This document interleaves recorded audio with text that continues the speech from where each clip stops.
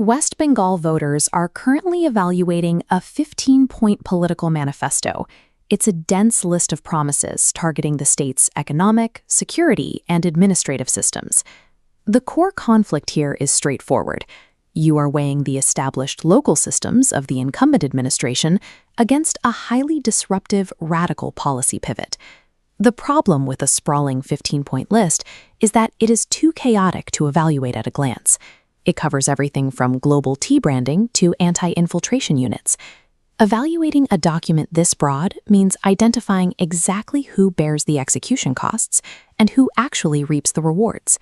To accurately judge this blueprint, we have to evaluate it as a series of economic and structural trade-offs. This scorecard organizes the chaos of the manifesto into 4 specific actionable policy categories. Pillar 1 covers direct financial aid and immediate cash injections into citizen bank accounts. Pillar 2 focuses on employment creation and overhauling government administrative compensation. Pillar 3 groups together the protections for rural, agricultural, and specialized manual labor. And Pillar 4 addresses state security, anti-corruption measures, and regional cultural identity. Grouping the points this way reveals how the plan is engineered.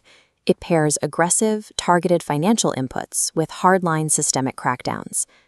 Let's look at the first major demographic target: state government employees and unemployed youth trying to navigate a tight economy.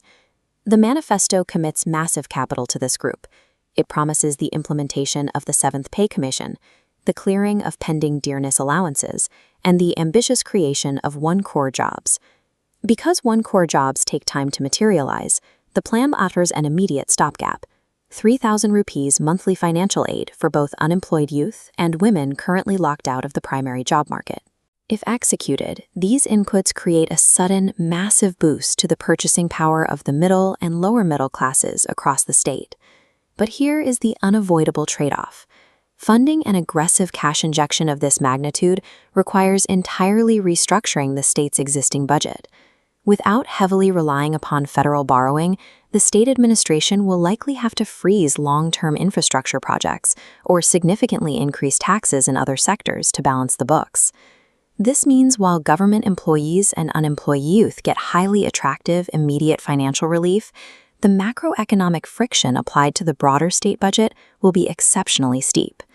If we shift our focus away from urban centers, the policies heavily target the rural agrarian base and women seeking structural independence. For women, the promises combine physical safety with the financial autonomy we just discussed, specifically the creation of a dedicated Durga squad for security, alongside the guaranteed 3,000 rupees monthly stipends. For the agricultural sector, the plan promises guaranteed fair crop pricing and specialized financial support directed specifically at cultivators of paddy, potato, and mangoes. It also extends outward to specialized manual labor, promising to deeply integrate local fishermen into the federal PM Matsya Sampada Yojana program. The overarching health strategy follows a similar route, proposing universal inclusion in the centralized Ayushman Bharat scheme.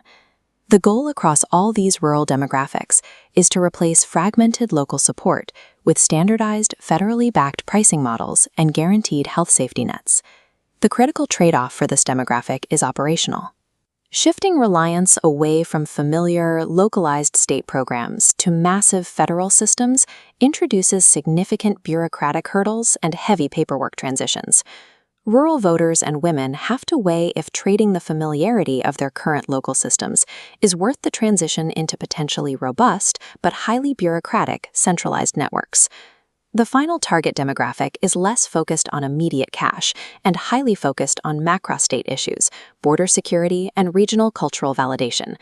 This group is promised aggressive administrative inputs, the strict enforcement of new anti-infiltration laws, and the publication of formal white papers meant to expose 15 years of past corruption and syndicate networks. These tough administrative stances are balanced with highly localized cultural validations, like the push to include both the Kormali and Rajbanshi languages in the Constitution's 8th schedule. Those cultural identity measures are paired with localized economic upgrades, such as the focused development and global branding of the Darjeeling tea plantation regions. The desired outcomes here are clear: heightened national security, profound cultural validation for marginalized linguistic groups, and the exposure of deep-rooted administrative inefficiencies. But the trade-off is severe. Prioritizing strict anti-infiltration and anti-corruption measures guarantees intense documentation compliance checks, which will create inevitable administrative bottlenecks for the general public. This voter segment must accept significant short to medium-term friction in their daily civic lives as the explicit price for achieving long-term systemic and cultural reform. When we look at the totality of these promises, we have to weigh the projected outcomes against the sheer mechanical effort of changing the system. The central proposition of this 15-point blueprint is that it operates as a high-yield but extremely high-disruption portfolio. This quadrant chart plots policy impact against daily life disruption. Financial promises, like DA clearance and $3,000 handouts, land in the high-impact, low-disruption quadrant. Conversely, structural promises, like anti-infiltration crackdowns and federal health migration, sit firmly in the high-impact, high-disruption zone. Voting for this manifesto means investing your personal tolerance for administrative volatility in exchange for very direct, targeted rewards. To decide if this blueprint matches your personal priorities, look at your primary household friction. If your daily friction is immediate cash flow, job scarcity, or rural agrarian stability, follow this path. If you fall into those categories, this manifesto is heavily engineered to address your specific financial pain points directly. However, if your primary priority is uninterrupted civic stability and maintaining a slow, steady status quo, you follow the alternate path. The sweeping financial reallocations and hardline systemic crackdowns promised in this document guarantee a highly volatile transition period. Ultimately, your decision rests on one question: is the promise of targeted financial empowerment worth the guaranteed friction